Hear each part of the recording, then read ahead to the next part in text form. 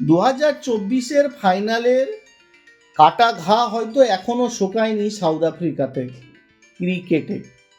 সেই কাটা ঘায়ে যাতে নুনছিটা এবারে না পড়ে তার জন্য পুরোপুরি শক্তপুক্তভাবে তৈরি হয়ে নেমেছে south Africa team 2026 T20 world কাপে। ফাস্ট বোলিং বেস্ট সঙ্গে টপ ফাস্ট বোলার নিয়ে আসা এই দল কতটা বিশ্বকাপে সফল হয় সেটাই এখন বড় প্রশ্ন।